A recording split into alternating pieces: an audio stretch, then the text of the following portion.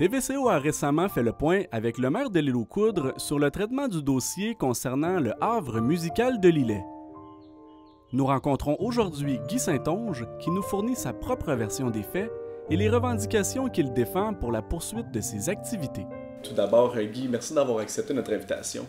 Ça fait plaisir, merci d'être là. Merci d'avoir de l'intérêt pour le havre musical de Lillet. Explique-nous un petit peu, on va remonter un peu le temps. Qu'est-ce qui s'est passé depuis le début, si on fait la genèse? Là? La genèse de ce problème, en fait, c'est que moi, depuis, comme tu sais, depuis 11 ans, j'habite ici. Il y a 10 ans, ça a été le début du havre musical de Lillet. Depuis ce temps-là, on fait des concerts. Tout allait bien. Pendant 11 ans, aucune plainte avait été déposée? Aucune plainte. Puis j'étais en bon terme avec mes voisins, mes deux voisins immédiats. Tout d'un coup, il y a un ami qui me dit « Guy, est-ce que tu as vu ce qui est affiché sur le babillard? » Je regarde. Sur le babillard de... En fait, c'était la Caisse populaire, je pense. Ça s'est passé cet été? Ouais. Et ça disait qu'il y a un projet qui voulait interdire et abroger les spectacles extérieurs dans ma zone. Alors, j'ai comme eu un moment, c'est très, très violent pour moi. On reste saisi, j'imagine. Oui, c'est ça. Oui. Fait que donc, j'ai voulu aller tout de suite à l'hôtel de ville voir qu'est-ce qu'il y en a, mais j'ai vu Noël Ange, qui est au conseil municipal. Elle était chez elle, juste à côté, juste avant. Fait que je suis allé la voir, je la connais bien. Et puis, elle me dit que, ben écoute, j'ai eu des plaintes. Alors là, j'ai compris, mais j'ai dit, premièrement, pourquoi mes voisins m'ont pas parlé de ça?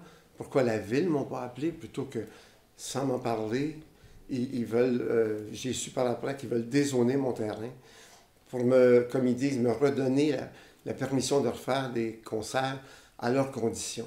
Sauf que moi, au début, tout ce que je vois, c'est m'empêcher de faire.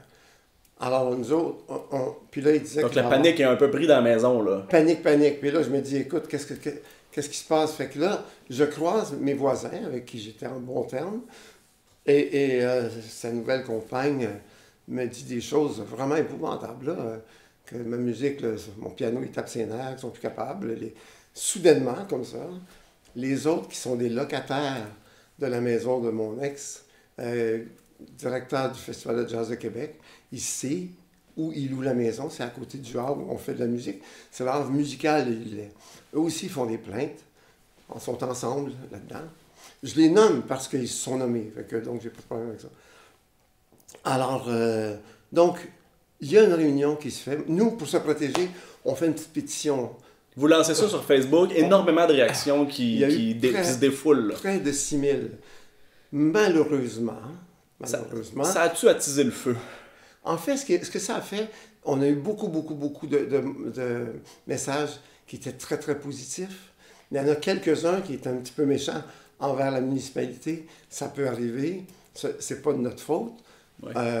Ce qui malheureusement est arrivé, c'est qu'il y a certaines personnes, et même de l'île, qui ont choisi ceux-là, et puis qui se sont mis à les mettre en avant, puis là, en m'attaquant avec ça, comme si c'est moi qui avais eu des propos. Donc, moi, je ne comprenais pas ce qui se passait.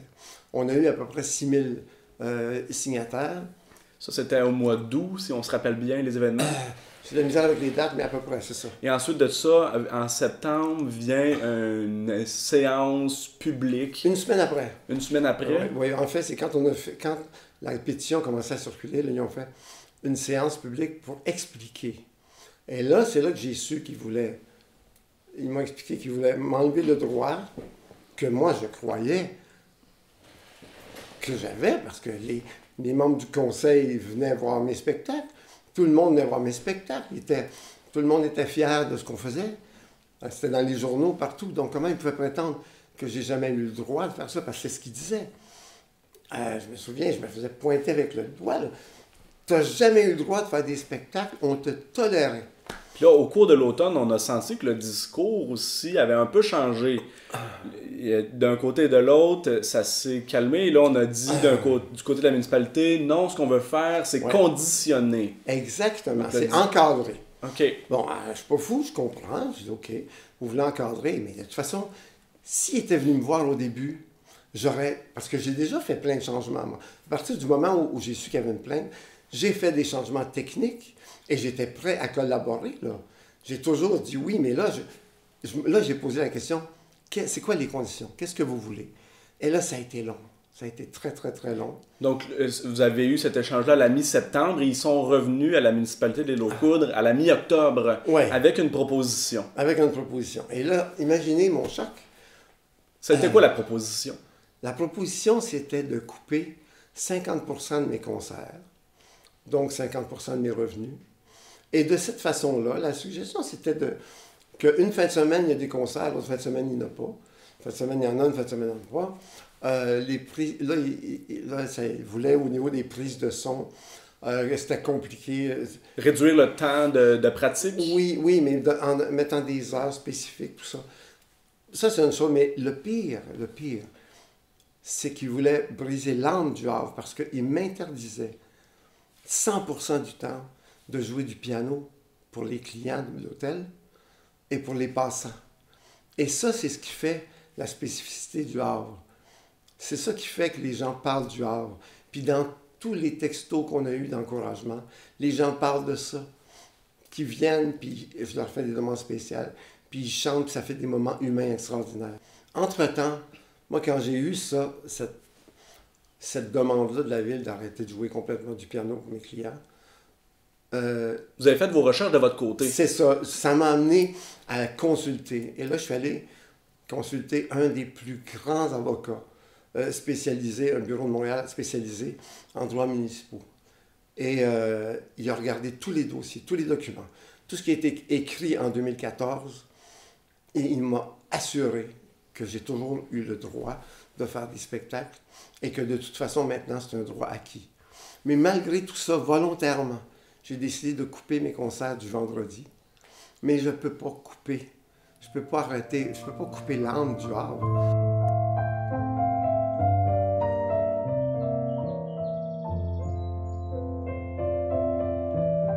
Du côté de la municipalité, la semaine dernière, nous, on a reçu le maire de l'Île-aux-Coudres pour donner sa version des faits. Ouais.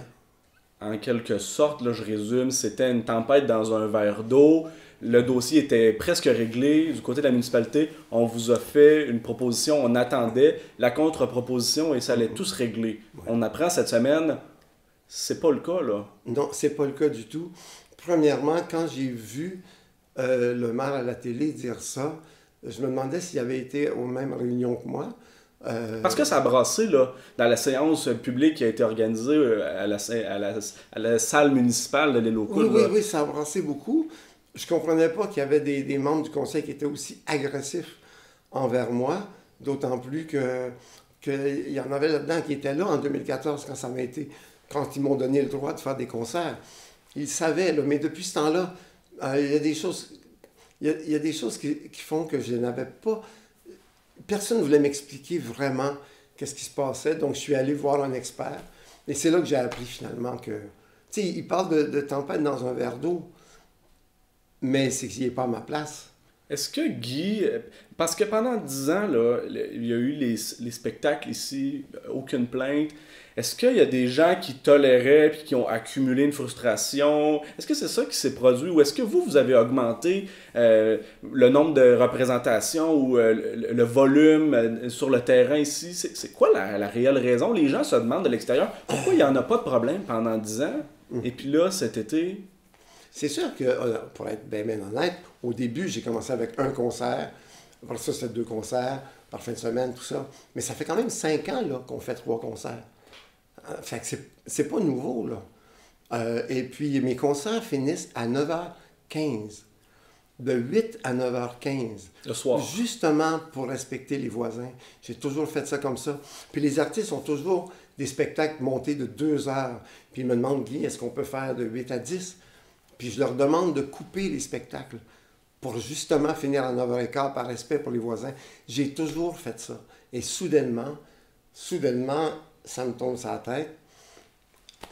J'ai réagi comme j'ai pu, avec mon cœur, avec mon âme, mais là, je suis allé chercher des experts. Et puis donc, la tempête dans un verre d'eau, c'est pas tout à fait comme ça qu'il faut expliquer ça.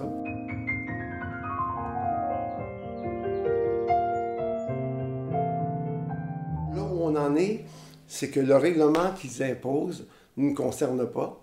parce que probablement c'est un droit acquis, mais aussi parce que je l'avais en 2014. Moi, je suis prêt.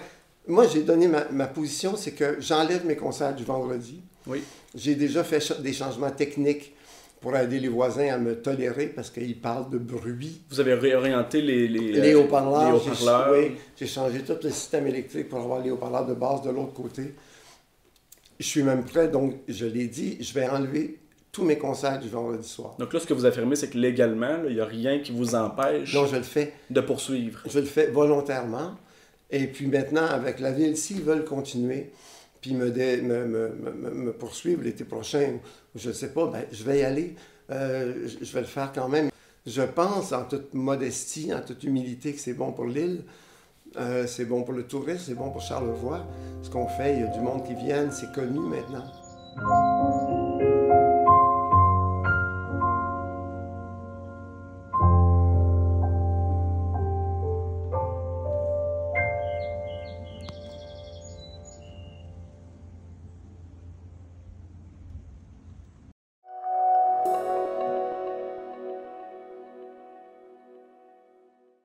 Ça bouge, José Boulement, puis j'ai le plaisir d'en parler avec le maire, Emmanuel Deschênes, qui vient nous rencontrer. Bonjour. Bonjour. Emmanuel Deschênes, première question que j'aurais. Vous avez rencontré les dirigeants de la STQ, la Société des traversiers du Québec. Vous avez rencontré Mme Greta Bédard. Comment s'est passée votre rencontre? Très belle rencontre. Une rencontre où on a eu plusieurs informations privilégiées, mais on n'a pas été capable d'avoir toutes les informations qu'on voulait. Est-ce que vous avez avancé dans le dossier du déménagement et de la réfection des quais? Non, le déménagement et la réflexion des quais, ce qu'ils ont expliqué, c'est qu'ils ont fait une étude d'opportunité antérieure. Oui. Eux autres, ils sont arrivés avec un budget X qui ne cadrait pas dans le cadre budgétaire. Fait qu'ils sont retournés à leur table à dessin. Oui. Fait que là, dans le fond, ils vont déposer la prochaine mouture l'automne prochain pour être accepté au printemps 2026. Et on présume qu'au printemps 2026, on va savoir où sont les quais. Cap-au-Diable ou à l'emplacement actuel. Ou à l'emplacement actuel. Est-ce que l'hypothèse de Cap-au-Diable vous apparaît crédible? Est-ce que ça vous apparaît quelque chose qui est... Tout est crédible. Tout est sur la table. Vous n'avez eu aucun indice là-dessus? Aucun indice. Les deux places Savard, la STQ, eux autres, ils nous ont dit qu'il y avait une expertise des quais. Ouais. Qui c'est Cap-au-Diable ou à Saint-Joseph-de-la-Rive. Eux autres, ils sont capables de faire les quais aux deux places. C'est vraiment... À la fin, ça va être une question d'argent. Ce qu'on sait, c'est qu'au Cap-au-Diable, il n'y a pas de voie d'accès. Fait qu'il faut inclure au montant... Un chemin d'accès. Un chemin d'accès. Et ça... Qui longerait le fleuve? On ne sait pas. On ne sait pas. Ça, c'est le ministère des Transports. Fait que... rendu là, les dernières décisions, je ne sais pas si les maires, le conseil des maires, la population oui. a comment je pourrais dire ça, peut venir influencer cette décision-là. Ce que je peux dire, oui. c'est que les bateaux électriques qui s'en viennent, parce qu'ils nous ont annoncé qu'il y avait des bateaux électriques... Ça a été un autre sujet de la discussion, avec la STQ. Autres, que ça s'aille au Cap-au-Diable ou à Saint-Joseph-de-la-Rive, les bateaux sont conçus pour aller aux deux places. Parce que des fois, il y avait comme des interrogations, là, oui. à cause qu'ils sont électriques, ils vont faire au Cap-au-Diable, mais nous autres, elle nous a rassuré que ça s'aille au Cap-au-Diable ou à Saint-Joseph-de-la-Rive, que les bateaux électriques seraient concrètement, là, est-ce qu'en bas, à Saint-Joseph-de-la-Rive, il va y avoir des réaménagements? Parce que vous avez beaucoup de plaintes, là, des gens qui vivent dans la file d'attente du traversier. Écoutez... Est-ce qu'il va y avoir des réaménagements? Si les quais restent à Saint-Joseph-de-la-Rive, il faut que la population riveraine du coin oui. des quais, là, eux autres, ils nous ont dit qu'ils allaient construire des quais pour les 60 prochaines années. OK? Fait qu'ils vont tenir compte du niveau des eaux, de la file d'attente dans le village. Ils veulent vraiment enlever ça. Fait qu'il faut être conscient là, que le petit quai linéaire qu'on a là, présentement là, à Saint-Joseph-de-la-Rive, au printemps et à l'automne, aux grosses marées qui rentrent de l'eau dessus, là, il n'y aura plus de ça. Là. Ils vont être plus hauts, les quais. Êtes-vous en train de me dire qu'à la limite, on préférait que ça s'en aille ailleurs? Non, il n'y a pas de préférence. Il faut être conscient que si Cap-au-Diable va avoir son quai à lui s'il est conçu là, mais Saint-Joseph-de-la-Rive va avoir son quai à lui conçu pour les nouvelles normes puis les nouvelles exigences pour les 60 prochaines années. On sait qu'au temps de réchauffement climatique, on sait que... Mais le quai sera plus configuré pareil, ça, c'est quasiment... On n'a plus la confirmation de ça, mais c'est la logique même. Est-ce que vous avez une hypothèse là, pour jumeler ça avec le sentier de la rive que vous avez appuyé? Parce que ça passerait pas mal par le même chemin, là, si le sentier de la Rive puis le quai s'en allait là. Est-ce que cette hypothèse-là a été envisagée? C'est un tout. Ouais, c'est un tout, mais le Capot Diable, Saint-Joseph-de-la-Rive, c'est le sentier de la Rive, il passe aux deux places, là, je veux dire. Rendu là, je veux dire, c'est comme... Là, on parlait d'un chemin d'accès quand même, là, qui s'ajouterait. Chemin d'accès, mais c'est comme je vous dis, là, c'est vraiment des spéculations qu'on fait là-dessus. Là. Mais ce qui est clair, c'est que si ça s'en va à Saint-Joseph-de-la-Rive, c'est que la configuration des quais va être différente. Ça va être tout un chantier. Ça va être un chantier qui va durer plusieurs années. On ne fait pas ça en un an. Là. C'est quand même des grosses installations. La réponse est prévue pour... En tout cas, les aperçus de réponse dans 2 ans? Ce qu'on sait, c'est que ouais. À l'automne 2025, il y a un dépôt au programme d'infrastructure du Québec, le PQI, pour une acceptation en 2026, printemps 2026. Fait que ce que je peux vous dire, c'est que le conseil actuel va voir le dépôt en octobre 2025. Oui. Puis au printemps 2026, ça sera le nouveau conseil qui aura à gérer où les quais vont être, là, parce que dans le fond, ça va être une nouvelle administration. Puis il y aura eu également des élections là, à travers ça. Oui, c'est ça, il y aura eu des élections. Fait que, Fait que dans le fond, là, ce qu'on peut dire là-dessus, c'est que c'est un dossier qui est à suivre.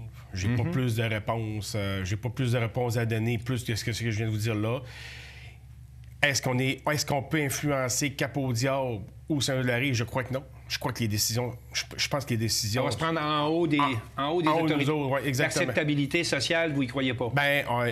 Ils ont déjà fait leurs études d'opportunité antérieures, puis ils les refont pas. Fait que, rendu là, on est rendu à subir la décision de la STQ puis du gouvernement. Vous êtes la première administration de la région qui s'est vraiment commis pour le sentier de la Rive. Ça a suscité des réactions également chez vous. Parlez-nous de la position que vous avez décidé de prendre sur le sentier de la Rive. Vous êtes carrément engagé avec possiblement un investissement qui suivrait. Oui, exactement. Ce projet-là est impossible à arrêter parce que l'organisation qui chapeaute le Sentier de la Rive, c'est une organisation qui est solide, c'est une organisation qui sait ce qui s'en va. Alors, vous vous êtes engagé pour combien, la municipalité? Le montant va être... le montant d'engagement va se faire au budget le 11 décembre prochain. OK. Le montant n'est pas encore défini, mais ça va être un montant... On parle de millions de dollars quand même, là. Pas pour la municipalité, là. On parle de millions de dollars pour le projet, mais pas pour la municipalité. Pas pour la municipalité. Non. Il faut rassurer les gens. C'est un montant qui va être à la hauteur de la capacité de payer des contribuables. Donc, équitable de ce qui s'est fait avec les autres organisations qu'il y a aux éboulements. Ça représente quoi pour vous, le Sentier de la Rive?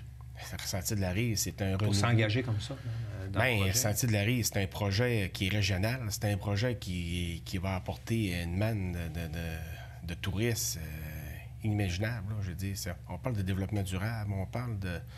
Tu sais, je vais le répéter, là. On va avoir la possibilité d'aller faire notre épicerie à Baie-Saint-Paul. En vélo. Fait que, ce qui est quasiment impossible pour monsieur, madame, tout le monde, mais qui va être possible pour monsieur, madame, tout le monde. Parlant d'être attractif, là, vous avez également un projet de quai, un projet de marina également, qui serait plus privé. Vous avez Non. Le projet de marina, c'est un rêve. Je veux dire, si on réaménage les quais à Saint-Joseph-de-la-Rive, peut-on... Vous aimeriez avoir un espace des petits bateaux? Peut-on venir inclure quelque chose là, pour venir dynamiser encore plus Saint-Joseph-de-la-Rive? Puis si le quai s'en va au Cap-au-Diable, il ne faut pas laisser cet emplacement-là vide. Il faut vraiment attirer des gens pour continuer l'activité économique à Saint-Joseph-de-la-Rive.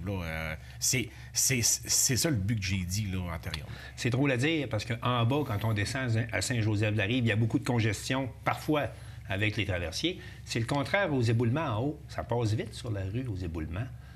Est-ce que vous pouvez intervenir d'une façon spécifique pour faire diminuer la vitesse de passage aux éboulements? La vitesse de passage aux éboulements, sur la 362, on ne la contrôle pas. C'est une route qui est numérisée. Mais vous la subissez? Oui, on la subit. Les organisations en place pour faire respecter la vitesse... On parle de la Sûreté du Québec. La Sûreté du Québec, ils ont le stratégie pour ça. Mais vous, est-ce que vous êtes intervenu sur la Sûreté du Québec pour leur demander d'accentuer la surveillance? Parce qu'il y a des gens qui en parlent, là, de la vitesse. Nous autres, on a été interpellés au conseil municipal dans le Sainte-Catherine, qui avait une problématique. Oui, effectivement. Au prochain budget, il va y avoir des actions qui vont être posées pour venir régler le problème de la vitesse qui est là. Puis oui, en parallèle, On a parlé à la Sûreté du Québec pour pouvoir venir faire du contrôle de vitesse dans ce coin-là, faire de la prévention, etc., etc. Donc, beaucoup de choses à annoncer le 11 décembre prochain au budget. Hausse de taxes pour les citoyens. Avez-vous réussi à équilibrer votre budget au moment où on se parle? Vous êtes à peu près 10 jours de la présentation du budget. Présentement, il nous reste encore 2 rencontres à faire pour le budget. On ne parle pas de hausse, de baisse de taxes. Là. On parle d'un budget qui, somme toute, devrait être équilibré. OK.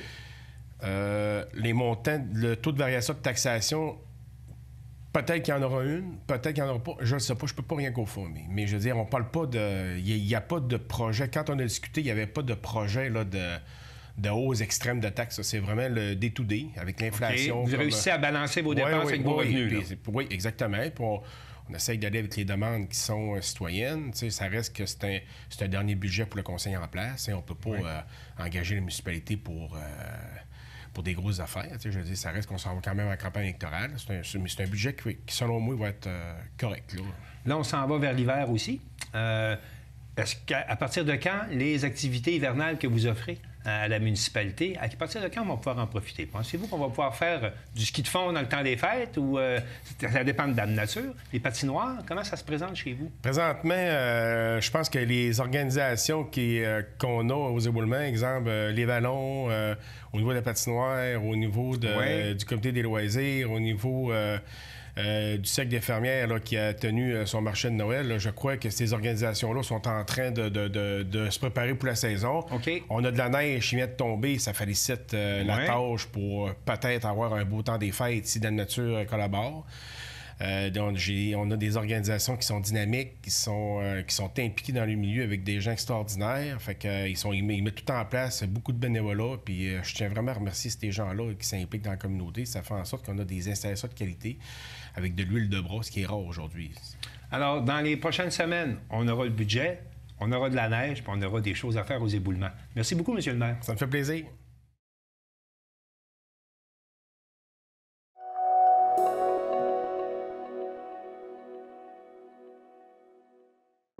Les deux MRC de Charlevoix ont récemment uni leurs forces pour organiser un événement de réflexion sociale au domaine forget de Saint-Irénée. Les Labs créatiques, en fait, c'est une initiative là, qui vient du pôle des entreprises d'économie sociale de la capitale nationale, donc le pôle CN.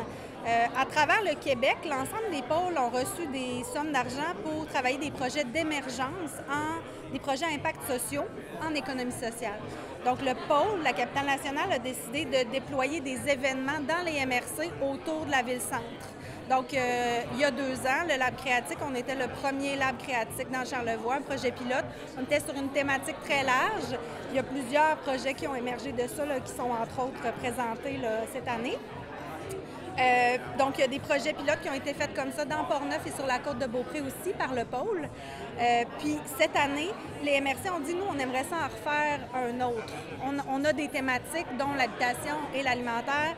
On aimerait ça que le pôle, vous reveniez nous déployer un lab créatique, une formule qui était gagnante. L'accessibilité au logement et l'alimentation sont les 2 enjeux qui ont été retenus dans le cadre de cette édition. On a la thématique de l'habitation et de l'alimentation. Je te dirais que c'est des sujets qui sont à la chauds dans Charlevoix, mais qui sont aussi chauds globalement. C'est des façons que l'économie sociale ont de remplir ces besoins-là aussi. T'sais, on pense aux coops d'habitation, des choses-là. C'est des sujets que la MRC nous avait demandé d'aborder aussi. Donc on trouvait ça normal pour nous. Puis, tu sais, on le voit dans les médias, c'est vraiment des sujets d'actualité. Puis nous, on offre une réponse, en tout cas, une méthode des fois alternative de réfléchir qui mène à des beaux projets collectifs. En fait, les gens se sont mobilisés pour aujourd'hui travailler sur l'enjeu de l'habitation abordable et collective. Donc, les gens étaient réunis autour de table sur des thématiques. Puis on les amenait, on avait des facilitateurs. Donc moi, par exemple, je suis à une table, puis on amenait les gens à réfléchir à des enjeux, comment on peut solutionner ces enjeux-là, dépendant des thématiques, puis à imaginer tranquillement un modèle d'affaires, donc un projet qui pourrait être réel, puis qui répondrait aux besoins là, qui sont identifiés puis priorisés par les gens autour de la table. L'usage de boîtes en carton a permis le déroulement d'un atelier de réflexion. Bien, en fait, le modèle d'affaires là, pour une entreprise ou une entreprise d'économie sociale, dans ce cas-ci, c'est vraiment de réfléchir à toutes les facettes d'un projet qui sont interreliées, qui font en sorte que ça fonctionne bien. Donc là, ce qu'on a fait dans l'activité en 2 heures, c'est qu'on a, sur chacune des facettes, on a différentes thématiques un volet de l'entreprise. Donc sur cette boîte-ci, par exemple, l'enjeu, c'était les habitations pour les personnes aînées. Donc on est parti d'une problématique d'isolement. Donc, les gens à cette table-là ont dit l'isolement, c'est un des problèmes importants. Comment on fait pour solutionner ça? Donc, leur clientèle cible, ça a été les aînés et leurs familles et la population en général. Puis, ils ont imaginé un projet sur le territoire de Saint-Hilarion. Donc, ils ont pris des réalités de la municipalité, des besoins de la population cible. Puis, ils ont imaginé ici, ils ont fait des dessins, eux, ils ont imaginé un quartier résidentiel qui serait sur un terrain qui est derrière le centre des loisirs. Donc, ils ont dit, avec ce terrain-là, qui appartient à la municipalité, qu'est-ce qu'on pourrait en faire pour répondre aux besoins de notre population à Saint-Hilarion, mais dans la région, et principalement pour les personnes aînées. La première soirée du Lab créatique était également ouverte au public. Ce soir, c'est plus ouvert à tous, dans le fond, pour que les citoyens viennent voir ce qui existe dans la région. Tu sais, souvent, on parle d'acheter local, des projets qui peuvent s'implanter, mais ça peut se perdre, je pense, aux réseaux sociaux, etc. Fait que ce soir, on met en lumière des projets qui ont lieu dans Charlevoix. Philippe Hamel explique pourquoi, selon lui, les projets d'économie sociale devraient être davantage soutenus par la collectivité. Un projet collectif, c'est toujours plus lent. Moi, je dis plus lent à aboutir parce qu'il y a beaucoup de gens impliqués. Mais un OBNL ou une coop, c'est rare que ça ferme parce que c'est porté par ses membres. Malgré la lenteur du processus, c'est ça qu'on veut mettre en lumière, c'est que rêver un projet, une coop d'habitation, etc., oui, ça prend du temps, il faut réunir les acteurs, le financement, mais que 2 ans plus tard, on revient à Charlevoix, puis il y a ces projets-là qui sont venus au monde. Peut-être qu'on sera de retour dans 2 ans pour parler des idées qu'on a eues cet après-midi ou demain. La MRC de Charlevoix ne ferme pas la porte à investir dans de futurs projets qui découleraient du Lab créatique. Bien, c'est sûr que nous, les projets qui émergent ici, on les accompagne après au niveau des services de développement économique. Là. Moi, je suis conseillère en développement économique. J'ai des collègues qui ont été dans l'organisation de cet événement-là. Nous, les projets qui émergent de ça, ça devient des clients qu'on accompagne ou des groupes qu'on accompagne pour en faire l'émergence. Étant donné que c'est des projets qui sont ancrés dans des enjeux de la région, bien, généralement, nous, que ce soit dans notre appui technique ou dans nos sommes disponibles en financement, bien, si un projet concret nous est présenté, cadre dans nos programmes de financement, que ce soit du prêt ou de la subvention, c'est évidemment des choses qui peuvent être financées. Puis dans notre rôle aussi, on a beaucoup le référencement vers des partenaires clés. En habitation, c'est des projets quand même majeurs. Ça prend beaucoup d'autres partenaires. Donc, on en a plusieurs qui ont été invités au Lab créatique avec qui on collabore. Puis nous, évidemment, on fait partie des accompagnateurs puis des possibles sources de financement, oui. Le Lab créatique est un événement de concertation qui continue d'évoluer en fonction des besoins régionaux. La première édition, qui a 2 ans, si je me souviens bien, c'était un autre modèle, puis c'était sur 4 jours. Donc, c'est une autre façon de fonctionner. Fait qu'on a décidé de s'inspirer un peu de cette façon de faire-là, mais étant donné que les enjeux sont quand même complexes, parce qu'on parle de l'habitation, fait que c'est des projets qui durent plusieurs années, donc on a décidé d'éclater le concept, puis de le faire sur plusieurs journées, mais étalé dans le temps. Ça veut dire, on a un premier rendez-vous là, puis il va y avoir un autre rendez-vous qui va se faire plus tard cet hiver. Puis dans le fond, ce qu'on a récolté aujourd'hui, dans le fond, on va pouvoir continuer le travail jusqu'au prochain événement qui va être différent selon un peu les besoins, les idées qui ont émergé aujourd'hui, puis on va pouvoir, dans le fond, faire une suite, pousser encore plus loin les projets. Pour en apprendre davantage, la population est invitée à consulter le site Internet du pôle CN.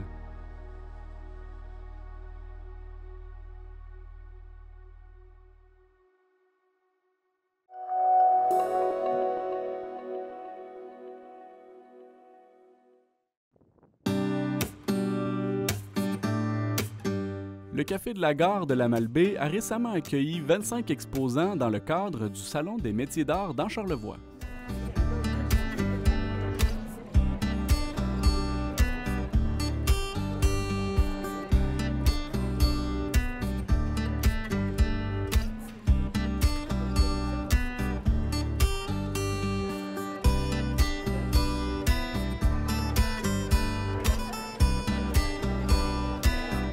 L'événement a permis de mettre en lumière la créativité des artisans de notre région. Ici, on retrouve plusieurs artisans qui ont une famille de métiers différents. Donc, vous pouvez avoir du textile, de la céramique, du bois, de la joaillerie, du verre. Donc, ici, on retrouve un éventail de familles de métiers.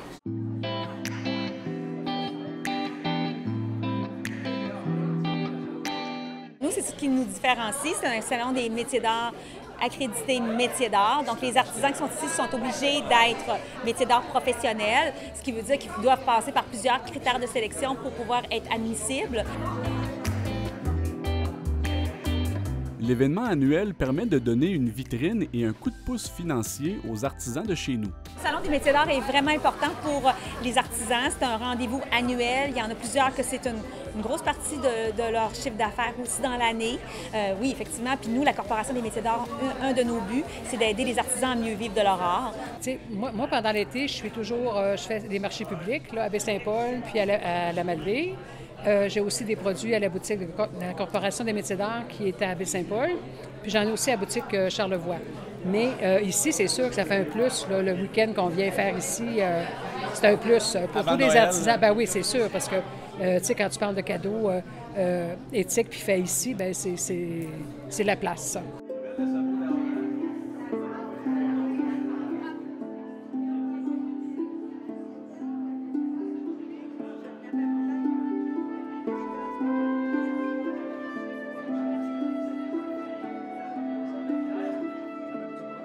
La directrice de la Corporation des métiers d'art dans Charlevoix rappelle que les artisans régionaux font souvent face à d'importants enjeux économiques et commerciaux. L'enjeu, c'est sûr que c'est beaucoup le temps, c'est que faire chacun des objets, c'est tout fait à la main. Hein? Donc, il faut payer aussi souvent. Mettons qu'on fait un vitrail, bien, il faut payer la matière en plus de la faire et c'est le temps. Donc, quand un artisan vend un article, une œuvre, c'est souvent c'est fait vraiment avec amour et passion. Et disons que c'est pas les sous en arrière de ça là, qui est le plus important pour eux, parce que ça leur prend tellement de temps. Fait que c'est un peu, ça c'est un enjeu. Ils font pas à la chaîne, là. C'est pas fait en Chine, là.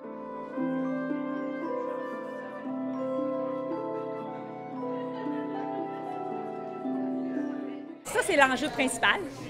C'est très dur de réussir, mais il y en a plusieurs qui réussissent.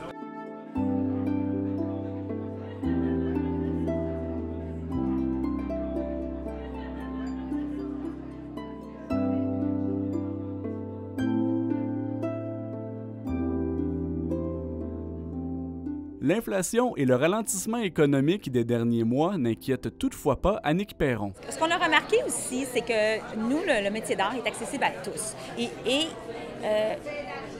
Tout est rendu tellement cher. Moi, c'était ma constatation des derniers temps, c'est qu'on sait tous, hein, on va à l'épicerie, peu importe où on va maintenant, tout est rendu assez cher. Donc, je pense que le métier d'art est rendu presque, moi je dis souvent qu'il est rendu pas si cher finalement, quand on prend la comparaison avec tout ce qui est rendu cher. On peut trouver ici, là, au Salon des métiers d'art, des objets à 10 à 15 à 20 c'est accessible à tous. C'est sûr qu'il y a des œuvres beaucoup plus chères, mais en moyenne, c'est quand même accessible à tous. Yves Desgagnés explique pourquoi il a accepté d'être le porte-parole de l'événement. Et pour moi, c'est simple, il n'y a pas de hiérarchie dans la création. Que tu sois un potiste, un céramiste, quelqu'un qui fait des bijoux, ou un artiste peintre, ou un sculpteur, pour moi, il n'y a pas de hiérarchie. C'est de la création pure et simple. Ce sont des artistes, des fois, qui s'expriment avec énormément de brio et d'envergure, d'autres de façon plus modeste. Mais l'acte de création, c'est ce qui m'intéresse. Ça a été le moteur de ma vie. Et quand elle m'a proposé ça, Annick, j'ai dit avec plaisir. Et j'ai du plaisir déjà là, depuis ce matin, puis j'espère que ça va se poursuivre dans les 2 prochains jours. Yves Desgagnés prône l'achat local au cœur de la région qu'il habite à temps plein depuis maintenant près de 3 ans. Manger local, c'est bon pour la santé. Une vache va manger ce que le champ va lui produire, puis un veau pareil, puis tout ça. Mais l'être humain est pareil. Mangeons local, mangeons... Et c'est une des raisons pourquoi... Moi, j'ai passé toute ma vie à Montréal. Mais je suis né aux Éboulements. Je suis parti des Éboulements. Moi, je suis le bébé de 11 enfants. Je vous compte ma vie. Et donc, j'avais seulement 3 ans quand ma famille a déménagé à Québec. Puis ensuite, à 17 ans, je suis rentré à l'École nationale de théâtre et j'ai passé ma vie à Montréal. Et ça fait 1 an que j'ai racheté la maison dans laquelle je suis né. Et j'ai décidé, dans mon dernier droit, de poursuivre ma vie ici, dans Charlevoix. Et une des raisons pourquoi je suis ici, c'est entre autres à cause des produits locaux. Moi, j'en reviens jamais ici de tout. Les jardins du Centre, les jardins du Cap-aux-Oies. Puis il y a énormément, depuis la pandémie, de jeunes horticulteurs qui s'en viennent ici. Il y a beaucoup de fermes bio, l'élevage de canards. C'est incroyable. Quand on est gourmand et qu'on aime la vie comme moi, c'est ici qu'il faut être.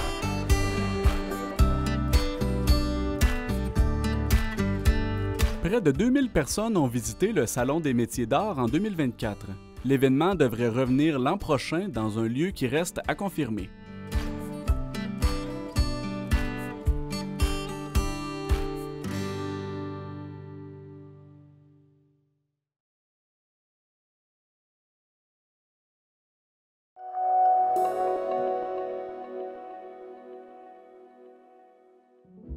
Le Musée d'art contemporain de Baie-Saint-Paul tenait le 23 novembre dernier son 16e cocktail de financement sous la présidence d'honneur de M. Paul Labbé. Ayant agi à titre de président du conseil d'administration durant 17 ans, il constate le chemin parcouru depuis la création du musée. Les arts, la peinture, c'était pas nécessairement dans l'ADN des gens de Baie-Saint-Paul, même si, comme j'ai dit tantôt, c'était le paradis des artistes. Mais c'était aléatoire comme slogan.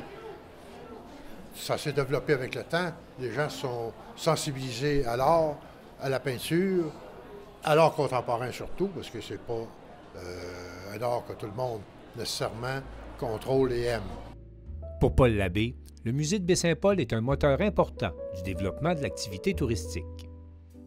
Quand on voit l'importance que Baie-Saint-Paul a pris, la longueur de la saison touristique, on parlait des années... Moi, je suis plus âgé. J'ai vécu les années 70, 80. Le tourisme, c'était juillet, août. Maintenant, c'est août, septembre, octobre. Puis il y a une partie de novembre. Donc, c'est toute la différence du monde. C'est de l'économie. C'est les commerçants, les galéristes, les commerces, les boutiques qui en profitent. C'est tout le monde. La restauration, l'hébergement. C'est tout le monde qui... On a vu le développement de Baie-Saint-Paul depuis ces années-là. La restauration, les hôtels. Regardez ici l'hôtel de Germain, qui est un hôtel magnifique, qui n'était pas là il y a 20 ans, 25 ans. Puis peut-être que sans l'avenue de la culture, on n'aurait pas d'hôtel comme ça encore. Il se réjouit également de constater qu'une nouvelle génération dirige et fréquente le musée qu'il a contribué à bâtir. Je trouve ça extraordinaire d'avoir de la relève, parce que les gens de ma génération, tranquillement, on peut bien aider encore, mais on se retire. On ne peut pas être là. Il faut toujours penser que nos idées, puis les idées de la nouvelle génération ne sont pas les mêmes. Les idées de développement, les idées on voit ce qui se passe à Baie-Saint-Paul. Il y a beaucoup de jeunes qui prennent la relève, qui prennent la place. Donc, moi, je trouve ça très stimulant, très encourageant pour l'avenir de Baie-Saint-Paul. Le cocktail annuel de financement du MAC-BSP regroupe à chaque année des amateurs d'art avides de participer à l'encan silencieux ainsi qu'à l'encan à la criée, alors que des œuvres d'artistes de renom sont vendues aux plus offrants. Avec un budget de fonctionnement de près d'1 million de dollars par année, le MAC-BSP possède une collection de quelque 3 776 œuvres d'une valeur estimée à plus de 18 millions de dollars. La directrice générale du MAC-BSP, Gabrielle Bouchard, a profité de la présence de ministres du gouvernement du Québec et du gouvernement fédéral pour passer quelques messages quant aux difficultés d'assurer un financement adéquat à son musée.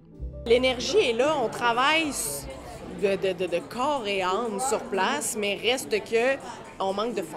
Puis même si on en reçoit, mais des fois on se fait couper. Après ça, il faut grappiller à droite et à gauche. Il faut multiplier les projets parce que c'est pas le fonctionnement qui vient nous subventionner assez.